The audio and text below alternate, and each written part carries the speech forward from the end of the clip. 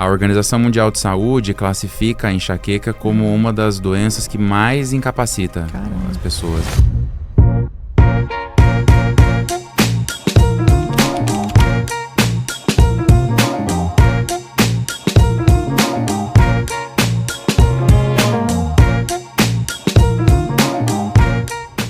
Seja bem-vindo ao podcast Liberdade Empresarial. Podcast que é feito para você, empresário, viver com mais lucro, liberdade e alinhado ao seu propósito. Eu sou Carolina Santos, sua mentora nessa jornada, e toda terça, 6 horas da manhã, tem um episódio novinho para você aqui. E sempre, claro, com convidados muito especiais. Hoje meu convidado é um médico, mas ele também é empresário. Ele é especialista em cirurgia plástica de face, então já fica atento aqui, independente se você é homem ou mulher, com certeza você vai aprender muito.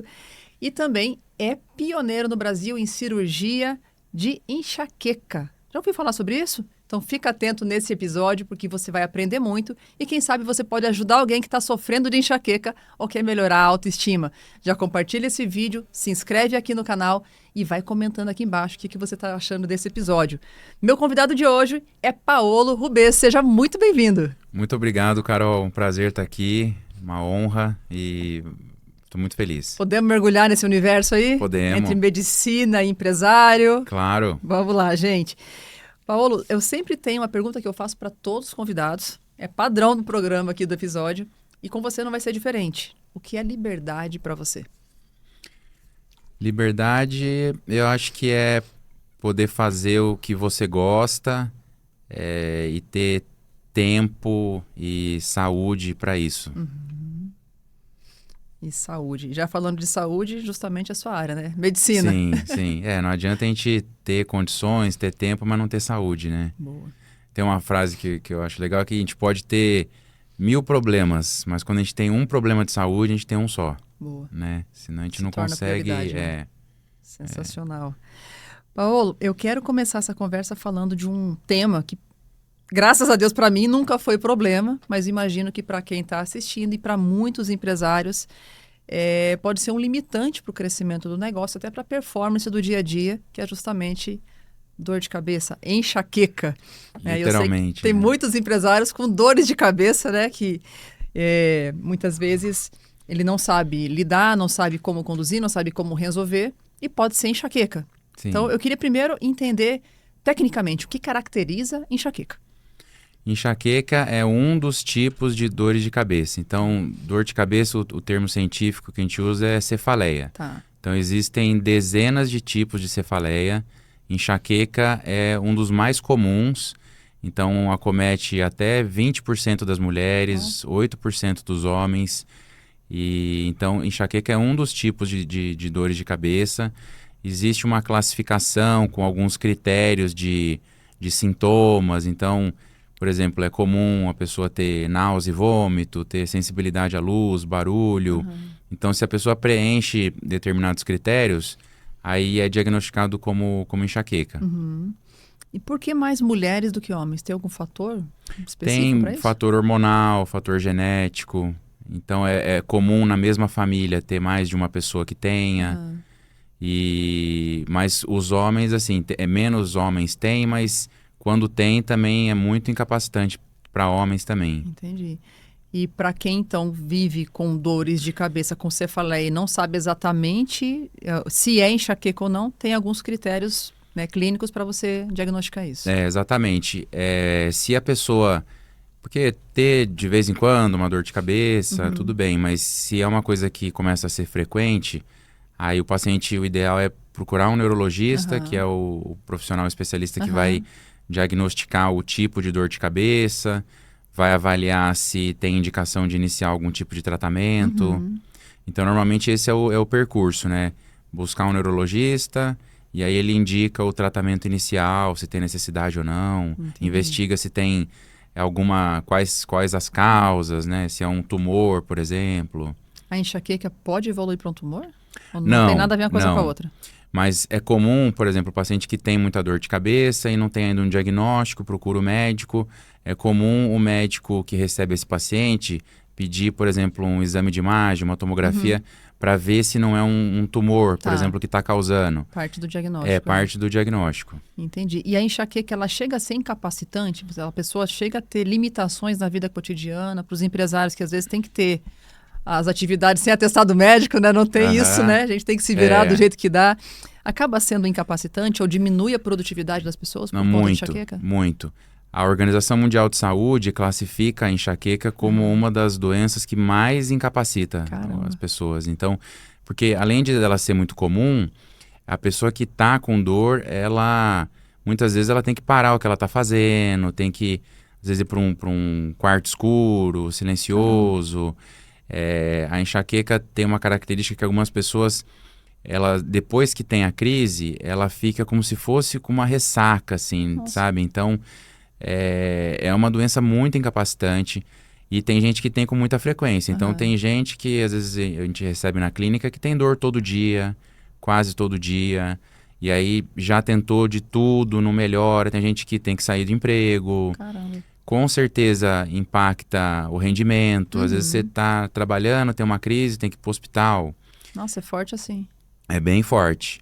Então, claro que assim, é que nem a gente comentou, uma dorzinha de vez em quando, toma um analgésico, tudo bem, mas quando isso passa a ser muito frequente, incapacita muito. Caramba. Existe até trabalho, a maioria dos trabalhos, as pesquisas são dos Estados Unidos, né? Existe trabalho que avalia o impacto econômico da enxaqueca, e é uma coisa assim de bilhões de dólares por ano.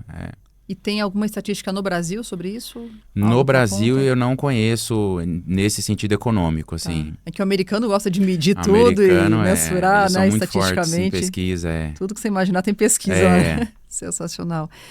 E existem alguns fatores que potencializam os quadros de enxaqueca, que torna pior, mais crítico, mais recorrente?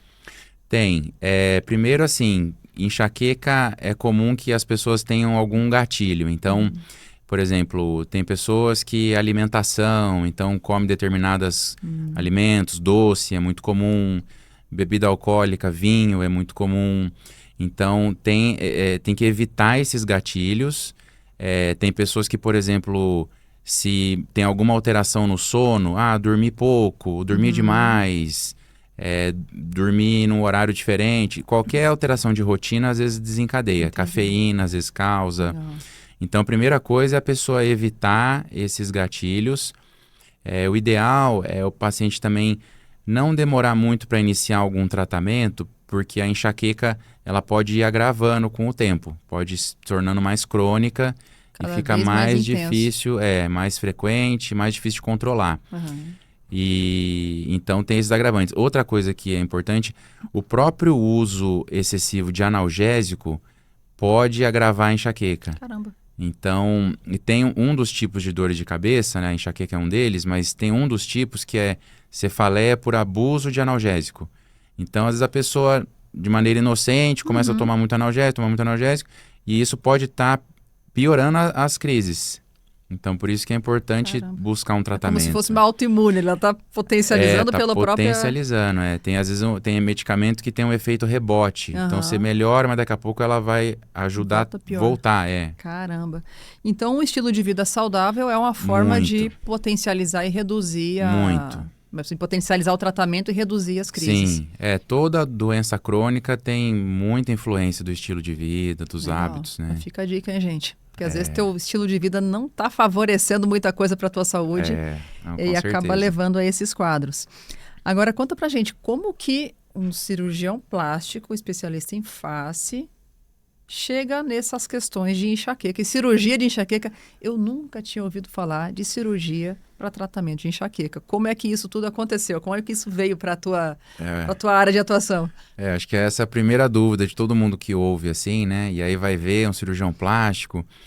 Que tem a ver uma coisa com a outra, né? Às vezes que tem a ver uma coisa com a outra. Até eu brinco assim, Deus não fez a gente em compartimentos, né? Então o neurologista vai cuidar disso aqui, o cardiologista do coração, é tudo interligado, né? Então foi meio que por isso que surgiu, que iniciou os estudos nisso. Tem um cirurgião plástico nos Estados Unidos que chama Dr. Bahman Guyton. É um cirurgião plástico de Cleveland, nos Estados Unidos. E ele faz só cirurgias de face, é um cirurgião assim, muito renomado, pela estética mesmo já. E aí, ele é professor de universidade, então ele publica, pesquisa muito, né? A gente falou dos Estados Unidos, publica muito, pesquisa, ele faz muita pesquisa. E aí, em torno de 1999, no ano de 2000, uma das cirurgias que ele faz para a parte da face, para suspender assim, a sobrancelha, para o paciente... Estética mesmo. Para estética mesmo. Então, ele operou o paciente, aí a paciente voltou e aí comentou com ele, doutor, estou muito feliz, melhorou até minha enxaqueca. Olha. Aí ele ficou com aquilo na cabeça, 2 semanas depois, uma outra paciente com a mesma história, doutor, eu até melhorei da dor de cabeça e tal... Aí ele falou, deixa eu ver se tem algum motivo por trás disso ou se foi uma coincidência. E aí ele começou as pesquisas. Então, por exemplo, a primeira que ele fez, ele entrou em contato com mais de 100 pacientes que tinham feito essa cirurgia no passado. Esse mesmo procedimento ao longo do tempo. Esse mesmo procedimento. E perguntou, você tinha enxaqueca? Como que era e tal?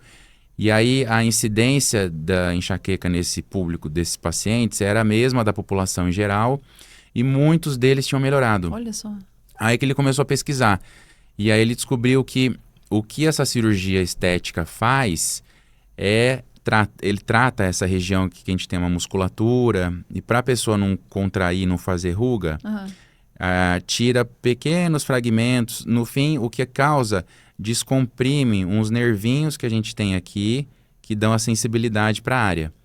Então... O que a cirurgia para enxaqueca faz no fim é tratar compressões dos nervinhos que dão a sensibilidade para a cabeça e para o pescoço. Isso assim, outras áreas do corpo a gente pode ter problemas de dor crônica também, por exemplo, síndrome do túnel do carpo, que é na mão, tem no membro inferior. Uma própria hérnia de disco é um nervo da coluna que está sendo comprimido, causando dor. Então, isso tem em várias outras partes do corpo, mas o que ele viu é que nas pessoas que têm genética para ter enxaqueca, porque a gente pode ter essa mesma característica e um desencadeia enxaqueca porque tem predisposição, o outro não. Então viu-se que a compressão desses nervinhos, que são superficiais, é embaixo da pele, não é nada intracraniano, por isso não até que é plástico que faz, né? Não é, senão seria um neurocirurgião. Mas a compressão desses nervinhos desencadeia as crises. Caramba, e aí por essas observações ele aprofundou em pesquisa e tornou... Exatamente. De fato, a metodologia que ele trabalha. Exatamente. Aí que ele começou a pesquisar, daí ele viu que as pessoas, tem gente que tem dor nessa região frontal, mas tem também gente que tem dor nas têmporas, tem gente que tem dor na nuca.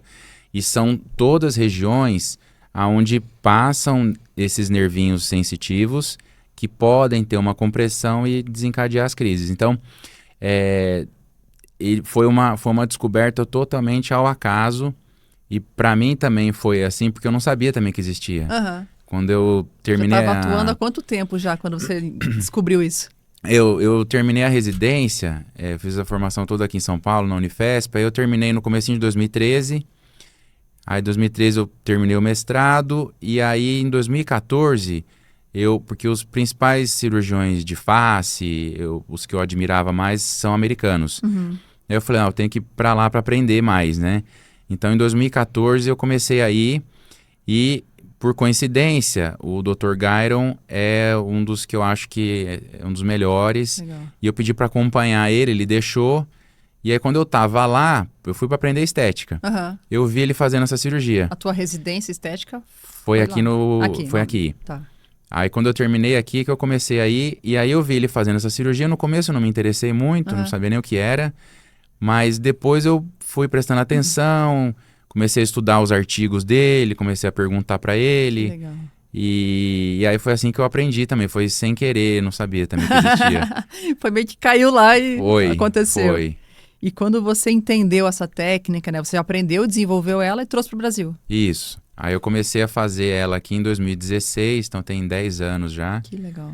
E agora esse ano... Eu estou organizando um primeiro curso que a gente vai fazer para ensinar outros cirurgiões. Que legal. Porque é muito frequente assim, a enxaqueca. E E tem esses pacientes que já tentaram tudo que existe, sabe? Tem paciente que tudo que tem de medicamento já tentou toxina botulínica, botox, também pode ser feito, já fez bloqueio anestésico, tudo.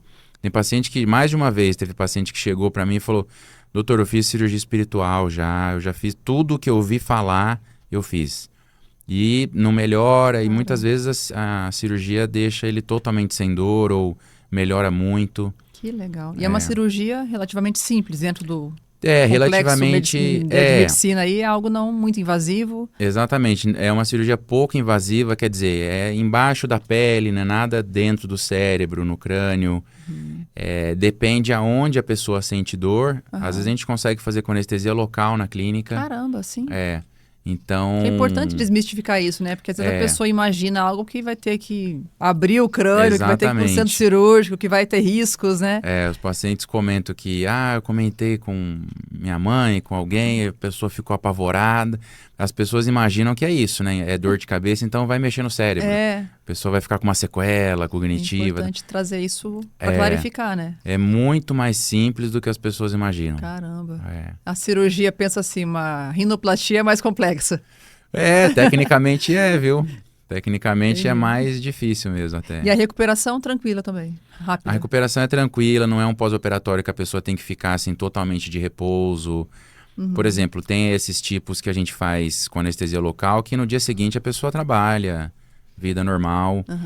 Então, não é um pós que costuma dar muita dor, que o paciente tem que ficar deitado o dia inteiro, não. Que legal. É bem tranquilo. Ótimo. Gente, conhecia sobre essa cirurgia? Então, se você tem enxaqueca, já sabe como, né, um caminho para resolver. E se você conhece alguém que tem enxaqueca, ajuda essa pessoa, compartilha esse vídeo, porque você pode salvar uma vida aqui, né? Alguém pode estar aí sofrendo consequências da falta de um acompanhamento, de um tratamento efetivo, né? E muda a vida mesmo. Eu guardo assim, os depoimentos de paciente que me manda mensagem e tal. Às vezes eu leio, você se emociona, porque são pessoas que realmente... eles falam que, doutor, eu não consigo me programar para nada, porque eu já perdi viagem, porque tive crise, não conseguia ir. Festa, eu não consigo saber se eu vou ou se eu não vou. Caramba.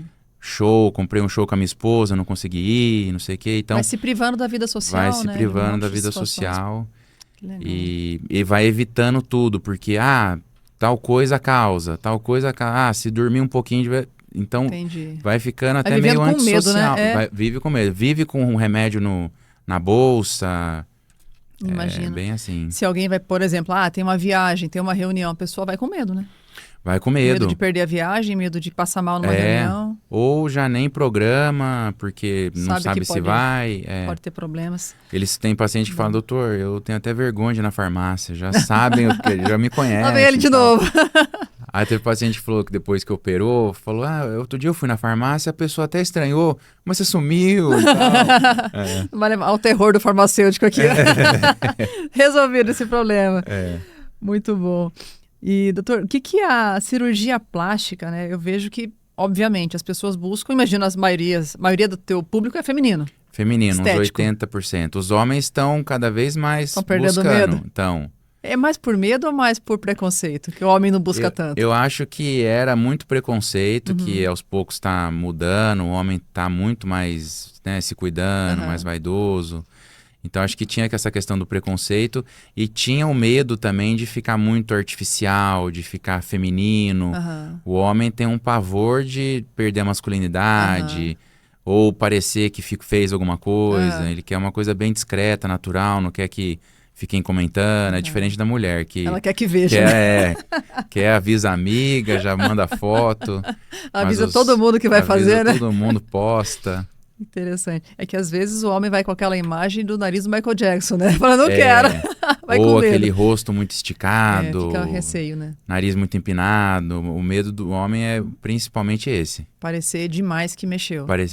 E o que é, né, enquanto profissional da área, o limite até onde você vai? Porque às vezes a pessoa chega com uma referência que ela viu na internet, a referência de um outro rosto, aquela coisa. Eu chego lá, doutor, quero Angelina Jolie aqui. Falei, filha, não tem como, né? Tem que nascer de novo. Porque realmente, às vezes a pessoa está numa referência que não é pro padrão dela, ou que não cabe para ela. E às vezes tem profissional que topa e acaba não ficando tão legal, né? Mas qual que é o limite e como é que você conduz quando a pessoa vem com uma referência que não compete? Acho que uma das coisas mais importantes em cirurgia plástica, até porque cirurgia é uma coisa mais definitiva, né? Acho que uma das coisas mais importantes é alinhamento de expectativa. Legal. Então, na consulta tem que ser muito alinhado isso. Exatamente ver o que a pessoa quer, se faz sentido dentro das características dela. Se, por exemplo, ela mostra uma referência de alguém que tem característica parecida. Porque realmente não adianta, por exemplo, o nariz, uma pessoa que tem pele de um nariz muito grossa, querer o resultado de uma pessoa que ela vê no Instagram com uma pele fina. E às vezes, por exemplo, elas trazem referência de rede social, que a maioria de blogueiros, artistas, é difícil você ver uma imagem sem um filtro, sem maquiagem. Né? Então a pessoa já não é aquilo ali que a gente está vendo, né? Se você for ver pessoalmente, não é aquilo. Então tem que ter esse alinhamento de expectativa. E se o médico achar que não é realista aquilo, ou a pessoa está buscando uma coisa que não vai conseguir alcançar, aí eu acho que tem que explicar e falar, olha, eu não acho que... Já aconteceu de você recusar a cirurgia porque a pessoa estava com a referência que não ia dar certo? Já aconteceu. E é melhor que aconteça porque pode depois, se o médico vê aquilo e não fala, vai gerar uma frustração, a pessoa vai operar com uma expectativa que não vai ser alcançada, então é pior. Eu acho que outro dia eu vi até participei de uma reportagem que tinha uma menina de 24 anos que ela quis fazer um lifting facial porque ela queria ver se isso ia diminuir a idade biológica dela. Oi. E aí fez na Turquia. Então você vê, uma pessoa de 24 anos que quer reduzir a idade biológica, tem alguma coisa estranha, né? Então, nesses casos, muitas vezes tem que passar por um psicólogo, ver se não tem alguma outra coisa ali por trás. Tem um diagnóstico que em cirurgia plástica é comum, que chama transtorno dismórfico corporal, que são pessoas que têm uma autopercepção distorcida. Tá. Então, sempre vai buscar algum defeito, tá sempre alguma coisa está insatisfeita e vai fazendo procedimento atrás de procedimento e aquilo nunca... Insaciável. Nada vai fazê-la... Então, no fim, não é o procedimento em si, é uma insatisfação da pessoa com a própria imagem, né? Isso é um distúrbio psicológico? Algo que precisa ser tratado? Precisa ser tratado, E vocês direcionam daí quando vê que... O ideal é você padrão. identificar isso antes de fazer o procedimento, porque pode gerar frustração, né? E com jeito... tentar conduzir a pessoa para tratar. É todo um cuidado aí, né? Lidar com o ser humano não é fácil, ainda mais quando não tem volta, né? Exatamente. Cirurgia tem que tomar cuidado porque se a pessoa ficou insatisfeita, tem coisas que dá para reverter, mas tem coisas que não, né? Então tem que ser muito bem planejado, Você alinhado. já foi procurado para fazer alguma reversão? Tipo assim, não ficou legal, doutor? Ajeita para mim porque não ficou legal. Sim. Não, é relativamente comum até.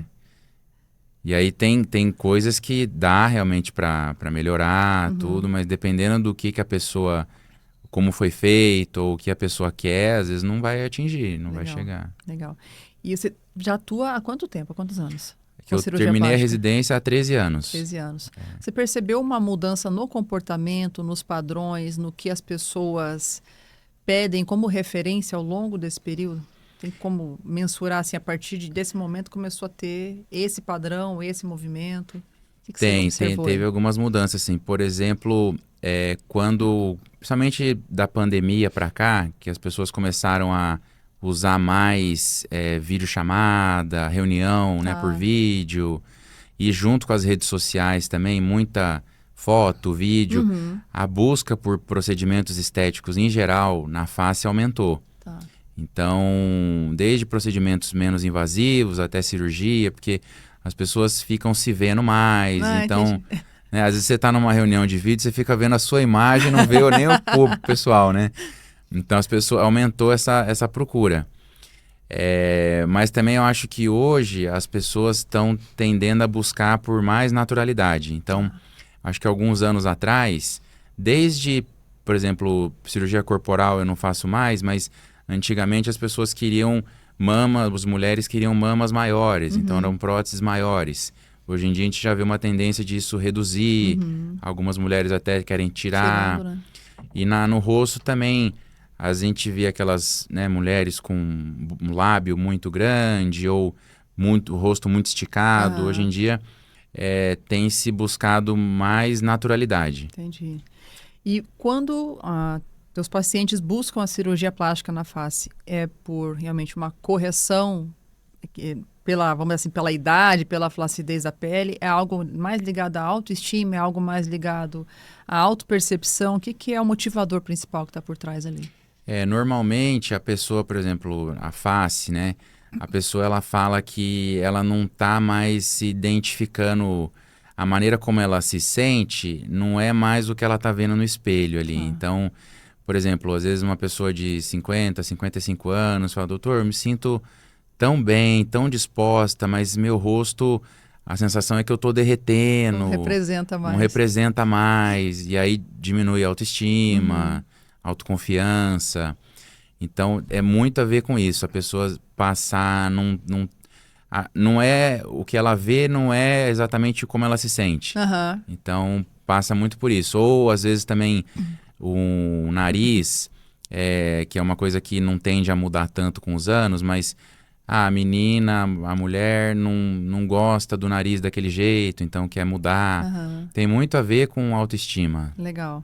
E a autoestima, na tua visão, depois que ela faz, né? Ela faz cirurgia, aumenta a autoestima. Como é que a vida dela fica? Quais são os feedbacks que você recebe? Isso é muito legal, porque cirurgia plástica, assim, acho que procedimento estético como um todo, hoje em dia tem menos preconceito, eu acho até entre homens, mas antigamente parecia que era uma coisa assim muito fútil, né? Coisa superficial. Mas a gente que no consultório do dia a dia você vê uma pessoa que chega para procurar um procedimento e depois como transforma a vida de uma pessoa, porque a pessoa, quando ela está insatisfeita com alguma coisa, ela não tá feliz com o que ela vê no espelho, ela normalmente ela é mais, principalmente o jovem, é muito nítido isso. Então é mais tímida, às vezes até a expressão olha mais para baixo e tal. E aí quando resolve aquilo, você muda a maneira de vestir, vem maquiada. Os pais falam, doutor, é outra pessoa. Agora tira foto e muda, porque ainda mais hoje em dia com as coisas de rede social, né? O tempo todo né? Foto e vídeo. Então, a pessoa... Tem gente que fala, eu não tiro mais foto. Ou tiro foto, mas escondendo para não mostrar alguma coisa. Joga o cabelo em cima, né? Então, muda muito, assim. Muda... E eu acho que isso, quando a gente tá feliz, confortável com a gente mesmo, isso muda os pensamentos. Verdade. Então, muda... A energia, acho que a energia, as decisões, então acho que muda a vida mesmo. Legal. Eu já tive algumas experiências em pessoas próximas, cirurgia de orelha e nariz.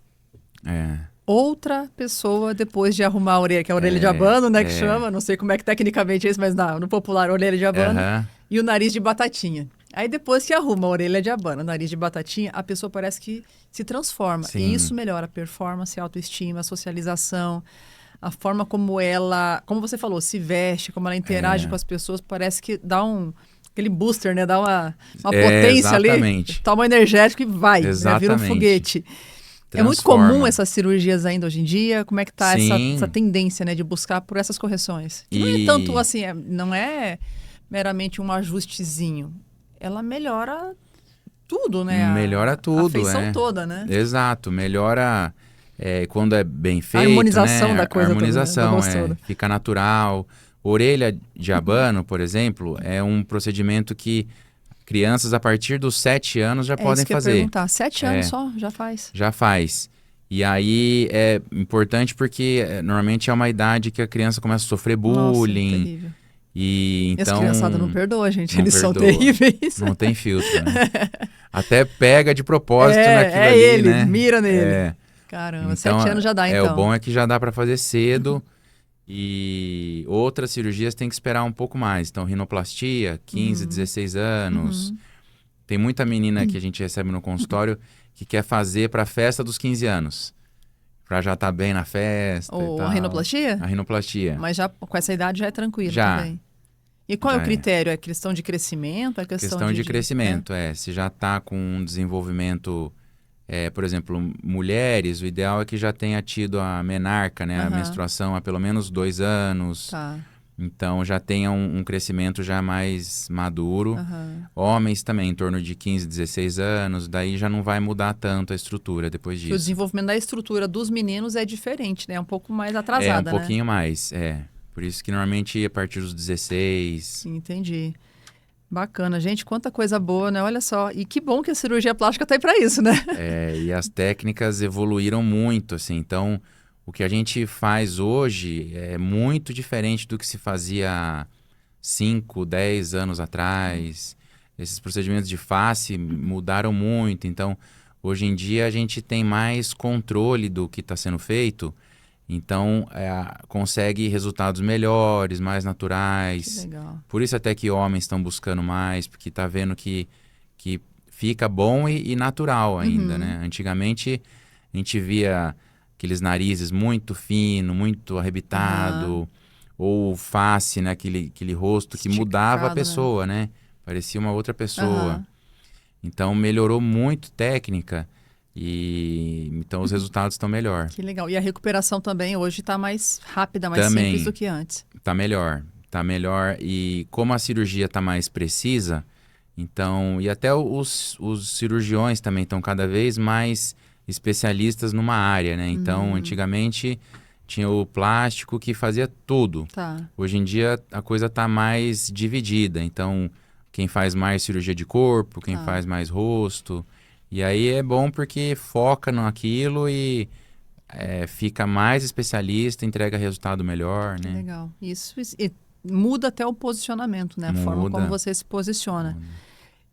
Tem um ponto que você trouxe que eu acho que é importante destacar, porque é essa questão do avanço da tecnologia. A tecnologia avança, corpo humano é corpo humano desde sempre, ok, mas a tecnologia muda, né? Como enquanto médico que está planejando ali treinamentos e cursos para outros médicos, mas também está inaugurando uma nova clínica, que é a Zaida Clinic, mas também está fazendo cirurgia, mas também está se atualizando. Como que é a tua disciplina de atualização técnica, que imagino que tenha muita coisa acontecendo o tempo todo, como que você seleciona o que você vai se aprofundar, quais são as referências que você tem para se aprofundar e estar se atualizando, até porque às vezes pode ter pessoas aqui que querem se atualizar, querem aprofundar, mas está perdido porque tem talvez muita coisa, né? Muita oferta coisa. o tempo todo, né? É, Como é que você usa esses critérios de escolha?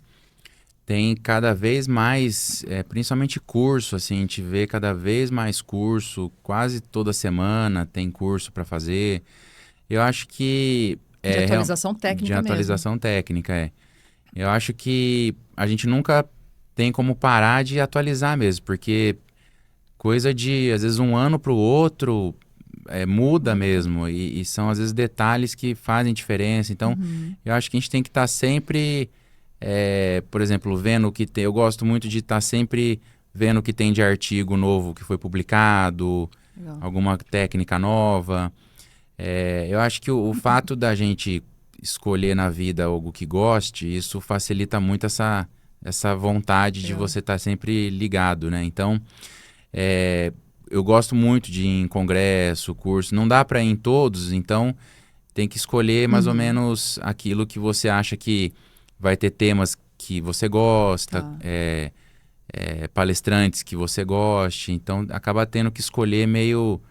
Às vezes eu vou porque tem alguma aula para dar, mas realmente não dá para ir em todos. Então, você acaba selecionando alguns e também tem coisa que é repetitivo, né? Então, você tem que escolher mais ou menos o que você quer. Uhum. E as suas referências hoje são brasileiras ou são internacionais? Em quem que você mais se espelha aí? Eu acho que nos Estados Unidos ainda tem, assim, grandes cirurgiões que eu gosto de face, de nariz. No Brasil tem muita gente boa também. O Brasil é muito bem visto a cirurgia plástica no mundo, É uma assim, referência, né? É uma referência. É, com certeza, o principal país ou... O Brasil, ele até, todo ano, normalmente é ou o Brasil ou os Estados Unidos o país que mais faz cirurgia plástica no mundo. Acho que a gente só não faz mais porque não tem dinheiro, né? Com certeza. Se tivesse dinheiro que os Estados Unidos teria, verdade. não faria, né? Faria muito mais. E eles têm mais dinheiro e têm uma população maior. E mesmo assim, muitos anos a gente é que faz mais. Olha só. Então, eu acho que são os 2 principais países mesmo na área. Então, tem muita referência estrangeira, mas no Brasil também tem muita gente boa, fazendo coisa boa. Que legal. E em termos de produção de pesquisa científica, de artigos, de inovação, acontece no Brasil esse movimento ou o que a gente usa geralmente é a referência de fora? Acontece no Brasil também. Legal. O ambiente acadêmico, assim, né? Ele acaba sendo muito elitista, assim, porque muitas vezes você, para estar em ambiente acadêmico, em que produz mais pesquisa, você tem que dedicar muito do seu tempo para estar ali. Então, muita gente às vezes não segue esse caminho por causa de que pode limitar um pouco o tempo que você tem para estar na sua prática, né? Tem a família. Então, nos Estados Unidos, a produção científica é muito maior.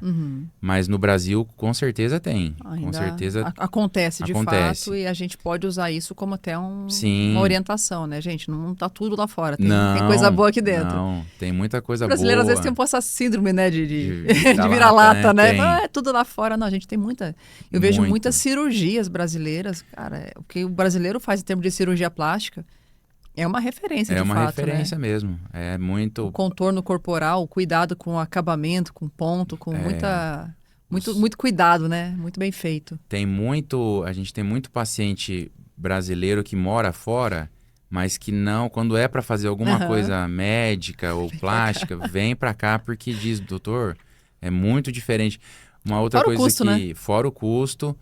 E às vezes o senso estético também muda muito. Principalmente, por exemplo, na Europa, é muito diferente a imagem, a visão que eles têm do brasileiro, sabe? Então, lá tem menos cirurgia plástica do que no Brasil. Eles são muito mais conservadores em tudo. Verdade. Então, tem essa visão diferente. Mas uma coisa que no Brasil a gente tem também estruturas de hospitais, por exemplo, aqui em São Paulo... A gente tem hospitais, os principais hospitais são de qualidade internacional, assim. Então, às vezes, eu vou muito para fora, visito colegas. Às vezes, aonde a gente faz a cirurgia aqui é uma estrutura muito melhor do que muitos lugares nos Estados Unidos, por exemplo. Então, não tem que ter essa coisa do vira-lata, não. Aqui tem muita coisa boa. É verdade. E eu fiz uma cirurgia em dezembro de 24. Eu falo assim, é hotel. Padrão hotel. Nível assim de refeição, de cuidado, de estrutura, de conforto, melhor que muito hotel que eu já fiquei. Sensacional. E a tecnologia aplicada no centro cirúrgico, pouco que eu vi até ser sedada, né? Sim. Falei, cara, que lugar legal. Mas lugar mesmo. Bacana. Os principais hospitais aqui de São Paulo, assim, não devem em nada para fora. E eu vejo também, nesse caso, quando eu fiz, tinha umas 2, 3 pessoas, que era um hospital pequeno, Maringá. Muita gente de fora vindo fazer cirurgia aqui.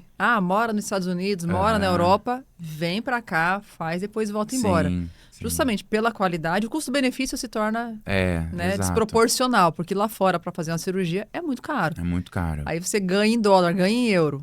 Faz no Brasil, fica tudo muito mais fácil, né? E isso eu vejo em outras áreas médicas também. Às vezes é consulta, é um oftalmo, é um dentista. Então, no Brasil, a gente tem ótimos profissionais. E o pessoal vem de fora, vale a passagem, vale o deslocamento para fazer o tratamento aqui, né? Exatamente. E faz de maneira bem segura, com o que tem de mais moderno, de técnica. É bem atendido, né? É bem atendido. Isso é outra coisa. Uma coisa que o brasileiro fora percebe muito é a relação médico-paciente. É muito diferente. Aqui a gente é muito mais próximo do paciente. Lá fora eles são muito mais distantes, então... Difícil o paciente ter o contato do médico, por exemplo, assim, né? É uma relação muito mercantil, uma relação né? muito fria. Eu acompanhei muito lá fora. Então, assim, as consultas são rápidas, é tudo muito rápido, direto. Entendi. Aqui mesmo muito na estética, diferente. na cirurgia plástica. Mesmo. Olha só, gente. É muito diferente essa proximidade médico-paciente, assim. É uma E coisa até que... o atendimento, né? Eu Uhum. vejo muito esses relatos, né? De que o atendimento no Brasil é um atendimento diferenciado. Aí vale destacar a clínica que você inaugurou recentemente em São Paulo, né? Eu vi algumas fotos. Gente, sensacional. Tem que ir lá visitar. Né? Eu vou lá. Vou levar meu marido lá, fazer a bléfaro dele. Mas esse conceito de clínicas premium, né? De ter um atendimento, de ter um acolhimento, de ter uma estrutura alto padrão. Você vê isso lá fora também? Ou é algo não tão comum como está aqui? Tem bastante também, é comum. Mas assim, o que eu acho também, as nossas aqui, as de qualidade, não ficam devendo em nada, não. Legal. Mesma coisa, hospital, clínica, eu acho que quando a gente... Aqui em São Paulo, aqui a gente está mais acostumado, mas não deve em nada para fora, não. Que legal. Isso é bom, né? Para tirar a síndrome de vira-lata da gente, Não, nessa mas coisa de pode tupiniquim. tirar, pode A tirar. gente tem muito de bom para oferecer, né? Sim. E fala um pouquinho sobre tua clínica, Paulo. Como que você pensou esse conceito? Agora acho que sai um pouquinho o médico, entra o empresário, né? Troca o chapéu aqui. Porque pelo conceito, por tudo que você colocou dentro da clínica, nitidamente, você não estava olhando somente para o profissional médico, você estava olhando para o empresário que estava à frente que está à frente desse projeto. O que você trouxe ali? Qual é o conceito? Qual é o posicionamento que você buscou ali? Com certeza, sim. Não é um ambiente, um espaço que seria só para mim, né? Não precisaria, poderia ser uma clínica menor, tal. A minha irmã é dermatologista, então a gente trabalha junto já há Legal. alguns anos. E a minha ideia foi ter um ambiente, um espaço em que o paciente não precise ir só para quem vai fazer uma cirurgia plástica, por exemplo, mas, por exemplo, onde o paciente possa fazer um tratamento dermatológico, possa fazer um tratamento, por exemplo, de emagrecimento, porque é um paciente muito parecido, né? O que vai na plástica, que vai na dermato, que vai num endócrino, num nutrólogo, é o mesmo paciente. Então, a minha ideia foi criar uma equipe, um time, assim, que a gente pudesse oferecer tudo para o paciente no mesmo ambiente. Legal. E da melhor forma possível. Que uma das grandes motivadores assim, é que seja um ambiente acolhedor, que as pessoas gostem de estar ali. Então, eu nunca quis que a clínica tivesse o meu nome para não parecer que era só eu também. Então, eu quis um nome neutro para que qualquer um que tivesse ali se sinta à vontade e não está trabalhando na Esse clínica. é um ponto estratégico para você que é empresário. Vou só abrir um parênteses aqui, porque eu já vi muitas empresas terem dificuldades por conta disso. A fachada tem o nome do profissional, seja fisioterapeuta, médico, advogado, não importa. E a hora que você vai colocando outros profissionais ali, as pessoas não querem ser atendidas pelos outros, querem ser por você. Porque o teu nome está na fachada, ele está lá por você. E aí você corre um risco de estar limitado na sua própria agenda. Então, essa estratégia de ter um nome que não é o seu nome, mas o seu nome está lá por trás, te traz mais liberdade, te traz até mais possibilidade de rentabilidade sem depender da tua agenda. Isso é um ponto importante para você colocar em prática no seu negócio. Fechei parênteses.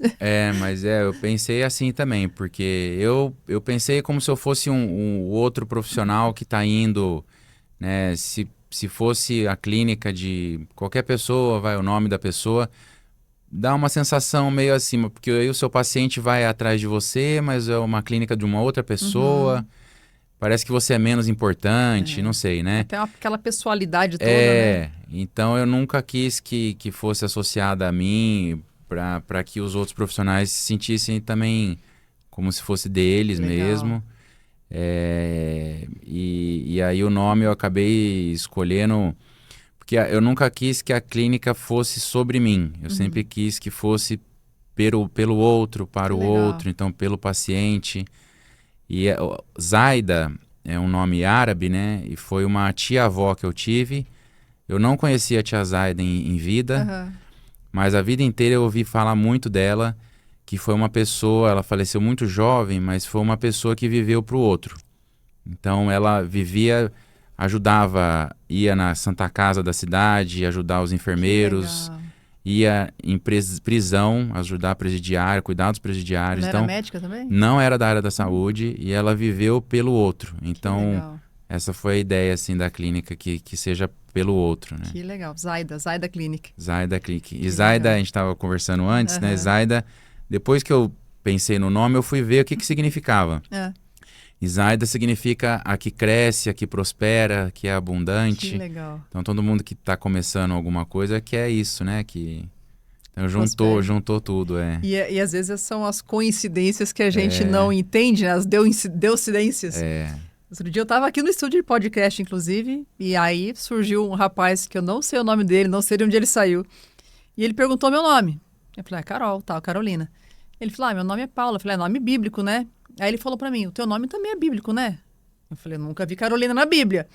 Mas ele falou assim, sempre tem um significado bíblico. Aí ele foi pro chat GPT, jogou lá, e Carolina, no significado bíblico é o quê? Liberdade. Gente, olha a mensagem que eu carrego, liberdade empresarial. Que legal. E assim, eu não tinha feito essa análise, essa pesquisa, essa visão, para mim, deu incidência. Olha, é verdade. Foi deucidência, e tá Verdade. aqui. E a mensagem que eu carrego é da liberdade para os empresários. Que Coincidentemente, tá no nome, né? antes de eu nascer já sabia, né? Que legal. Ele já sabia de todos os planos. Nada é por acaso, né? E aí eu falei, caramba, e a mesma coisa aqui, né? Você já tinha escolhido o nome, mas tinha um significado maior por trás. E a gente carrega isso, né? Quando as coisas estão alinhadas, as coincidências vão acontecendo, né? Exatamente. Sensacional. Então, nesse espaço é mais focado para bem-estar, performance, autoestima. Esse é o ambiente. Que o paciente cuidar 360 graus, assim, né? Que legal. E até tem uma tendência muito forte, né, Paulo, de longevidade. Cada vez as pessoas estão vivendo mais, vivendo melhor, cuidando mais da saúde, né? Querem envelhecer melhor. Até as pessoas, a gente tem visto também que em cirurgia plástica também isso tem mudado. Por exemplo, em face, as pessoas hoje em dia têm buscado a cirurgia mais jovem, porque, por exemplo, a partir de 40, 45 anos, elas querem operar e até porque às vezes já não começa a ver tanto resultado de tratamentos menos invasivos, então opera e aí depois de 15 anos, opera de novo, mas elas querem envelhecer melhor, né? Não quer esperar chegar aos 50 e tantos anos, com mais sinais de envelhecimento, e aí a mudança é um pouco maior, né? Sim. Então, elas estão meio que se planejando mais cedo. Que legal. Até o 40 é o novo 20, né? É verdade. Em defesa própria. É verdade. Trabalhar em defesa própria aqui. Mas eu vejo muito essa tendência, né? Das mulheres, principalmente, se cuidar mais. E quando eu lembrava, tipo, da minha avó com 40, 50 anos, já era aquela velhinha de cabelo branco, da Naguinha, né, com o vestido de florzinha. Era aquela imagem que vinha. Hoje a mulher de 40, 50, bicho, tá voando, tá né? voando, tá forte, musculosa, saudável. A minha mãe tá com 75 anos, por aí. Ela viaja, ela faz pilates, ela faz musculação, ela fez cirurgia plástica recentemente. Ela tá melhor que com 30. Muito melhor que com 30. A energia, o vigor, assim, é outra. Fez assim, ela se remendou inteira. Ela fez cirurgia plástica, tirou excesso de pele. Cara, tá top, minha mãe. Mãe, você tá top. Vive muito melhor, né? Ela É. viaja o mundo, ela roda com as amigas lá aposentada e vai viajar para Turquia, para os Estados Unidos, para Europa. Vai com energia, é outra energia. Exatamente. Isso é maravilhoso, né? Envelhecer com saúde, com qualidade dignidade, de né? vida, com dignidade. A expectativa de vida também aumentou, então...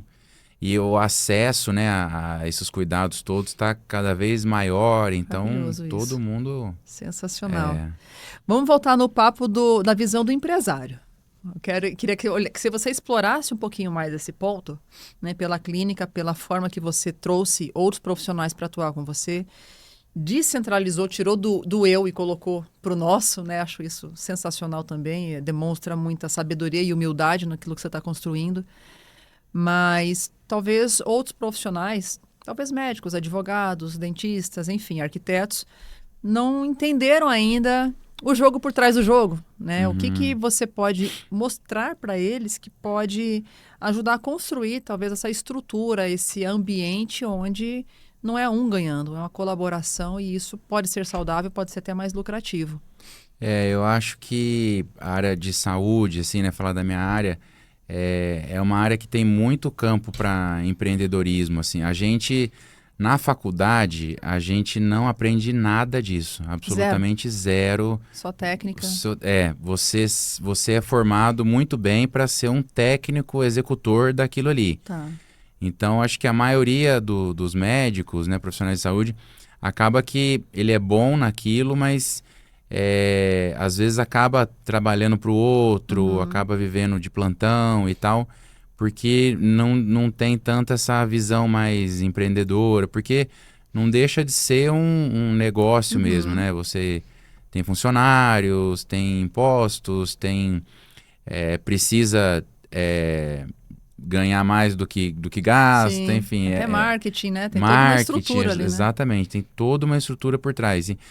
E a gente não aprende, então tem que ir meio que atrás disso depois, na vida. Entendi. Eu acho que hoje em dia, com cursos, com mentorias, eu acho que a gente tem mais acesso com a internet, tem mais acesso a aprender essas coisas, né? Mas com certeza é um campo que a gente tem que ir muito atrás depois que forma. Tá.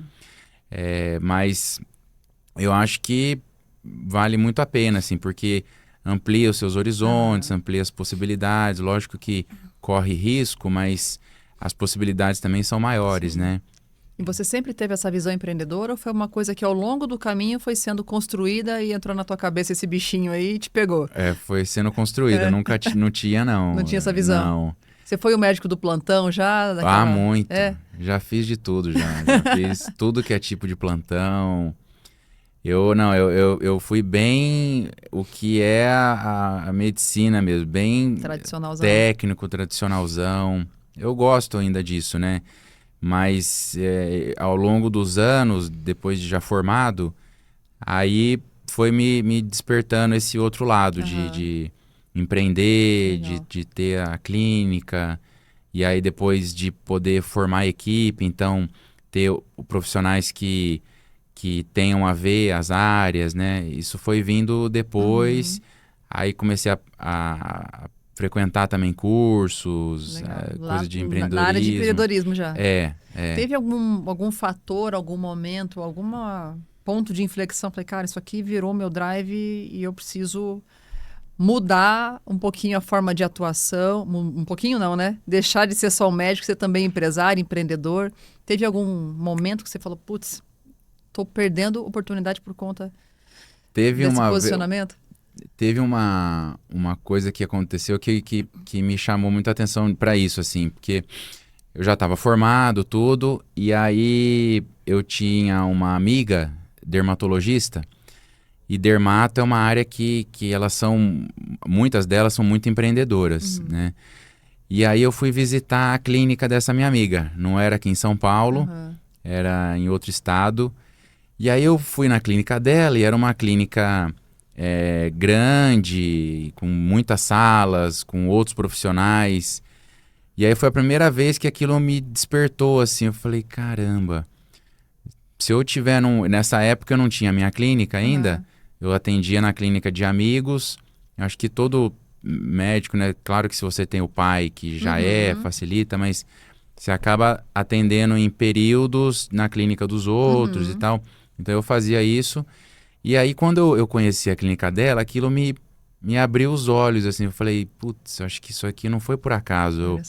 Foi para eu ver que as possibilidades aumentam se você tem o seu espaço, se você é um espaço que você permite ter outros profissionais. Foi então, uma aquilo referência que te abriu os olhos ali. Foi. Que legal. A partir daquilo, aí eu falei, não, eu tenho que ter a minha clínica. Daí legal. foi que eu comecei a querer sair de onde eu estava.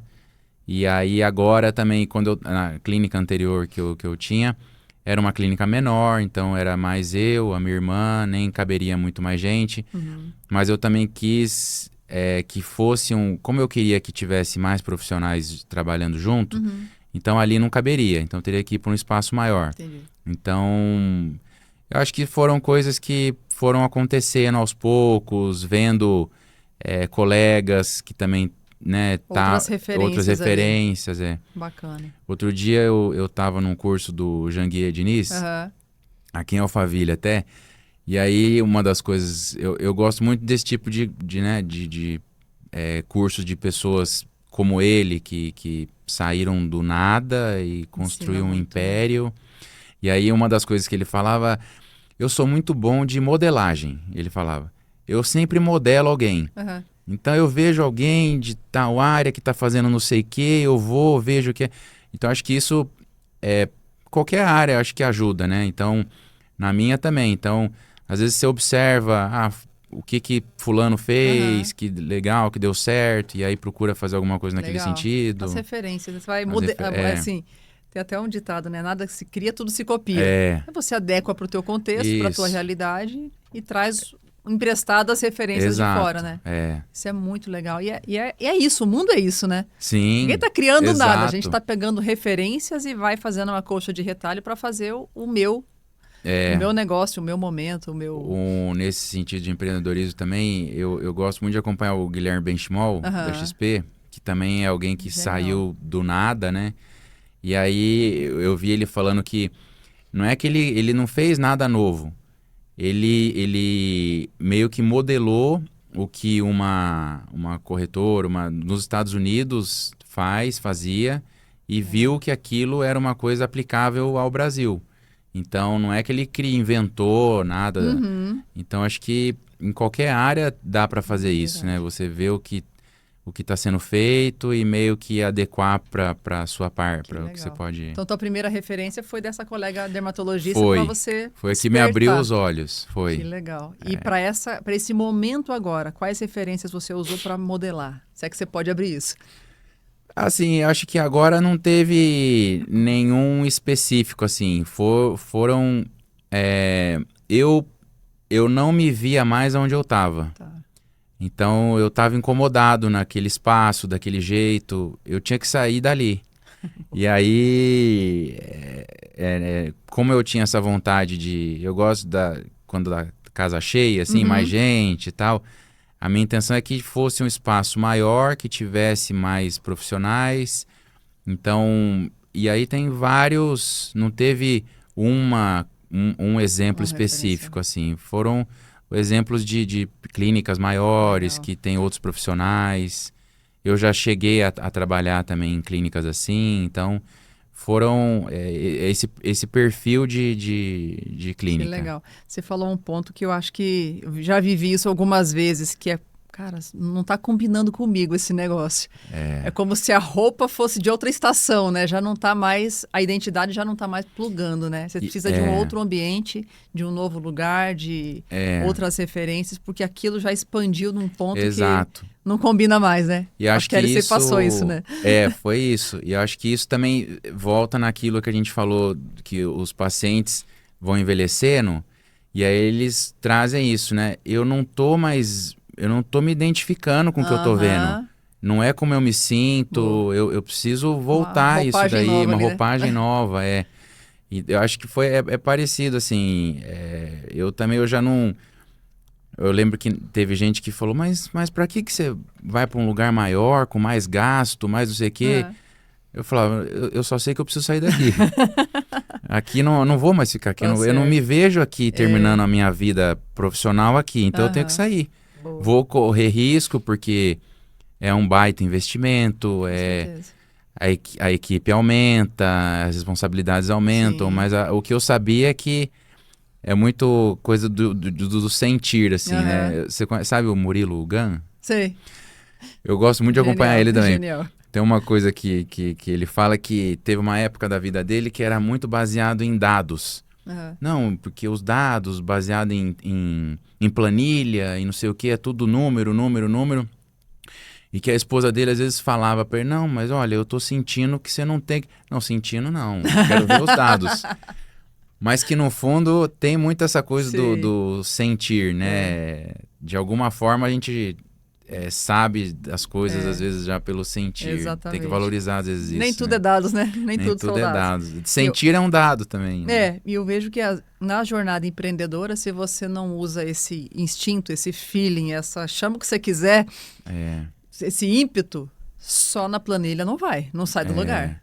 Às vezes você vai seguir a lógica ali, você não dá um passo a mais, né? E aí fica só dentro do quadradinho, mas onde eu posso? Não, mas você pode um universo de É possibilidades. verdade. Se joga, né? Se lança. Depois você resolve. Empreendedorismo, É exato. arriscar, né? Colocar Exato. a cara a tapa e colocar o pé no chão e vambora. No caminho a gente resolve, né? Teve um amigo meu que ele fez também uma clínica nova recente e, por coincidência, foi o mesmo arquiteto. E aí ele falou pra mim, não, vai.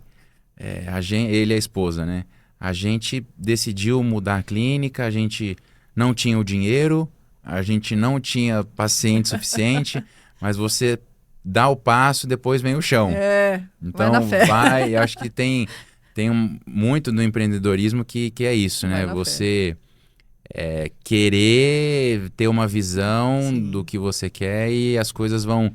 O caminho aparece conforme o caminhar mesmo, né? E até quando a gente lança um desafio grandioso, um desafio muito, muito fora da curva, a gente se força a fazer diferente, a gente se força a se posicionar diferente, a se comportar diferente, a buscar clientes diferentes. Então, a meta determina o comportamento. Não tem como ser diferente disso. Então, se a minha meta é grandiosa, meu comportamento vai ter que seguir essa meta, porque senão eu vou dar com os burros na água, eu tenho que fazer acontecer. E aí o grande lance do empreendedor, né? E corre risco, não tem jeito, né? Você não vai conseguir passar por um degrau acima sem correr nenhum risco, senão você vai... Nada te obriga, mas você vai ficar ali no que você já conhece, já sabe, né? Não vai ter nada novo. Empreendedor, estabilidade não existe. É verdade. Não funciona. Bom demais. Paulo, deixa um recado aí para os colegas médicos, também não médicos, profissionais liberais, empreendedores que são especialistas. A dica que você daria para eles se tornarem também essa pessoa que não olha só para o que hoje dá, mas para as possibilidades, né? Não age pela limitação, mas pelas possibilidades, que pode empreender, que pode se aventurar em ambientes de empreendedores, né? De empresários, para mudar a mentalidade. Enfim, traz a tua visão, teu recadinho para eles. Eu acho que ao longo da nossa formação toda da vida, a gente tem pessoas que já convivem com empreendedorismo desde jovens, às vezes pela família e tal, mas se a gente for seguir a cartilha ali da universidade, tudo, a gente não olha muito para esse lado, né? E tem a questão do médico, acho que tem muito aquela coisa, às vezes tem um pouco de desconforto, até de medo dessa coisa de empreender, de marketing, comercial. Mas eu acho que vale a pena todo mundo pensar um pouco fora da caixa, olhar um pouco ao redor o que existe de possibilidades, porque é lógico que você pode ser um bom profissional, tendo a sua vida ali de consultório normal ou trabalhando em algum hospital, mas a área de saúde, ela permite um crescimento nesse sentido muito grande, né? Então, é a minoria, eu acho, dos profissionais que acaba optando por esse lado, mas eu acho que é uma coisa que a gente que tem que partir muito da gente, porque na faculdade, na formação, a gente não recebe. Então, eu acho que vale a pena frequentar ambientes, né, diferentes, livros, e hoje em dia com internet mais fácil. Podcast é uma coisa que todo dia eu ouço podcast. Legal. Eu acho que isso, quando você tem contato com pessoas de outras áreas, você começa a ampliar um pouco, abre um pouco a sua visão, a sua cabeça, né, e não é só aquela coisa técnica. Tudo bem, mas você pode fazer aquilo e ampliar, crescer. Isso é uma coisa que depois eu fui vendo também. No fim, você está ajudando também as pessoas, porque você está gerando emprego, né? Você está movimentando a economia, melhora a vida de outras pessoas também, né? Com certeza. Então, acho que vale a pena, pelo menos, olhar para isso, né? Que legal. E buscar essas referências fora... Pensa bem, foi o que trouxe ele até esse ponto. Porque se ele tivesse ficado só na referência de um hospital, talvez não teria chegado a esse insight, né, que ele viu lá na clínica da colega. Então, é importante sair da rotina, né, quebrar a rotina e estar em outros ambientes com outras pessoas, que isso vai trazer no repertório. Né? Até a própria cirurgia de enxaqueca, né? Se eu não tivesse ido lá, do outro lado, acompanhar, eu não saberia nem que existia, que...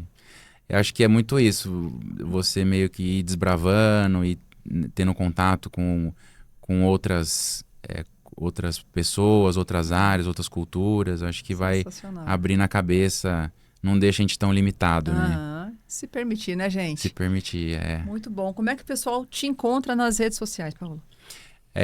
Tanto o site quanto o Instagram, é drpaolorubez.com.br, Rubez é o com site. Rubez com Z, R-U-B-E-Z. Instagram também, Dr. Legal. Paulo Rubez.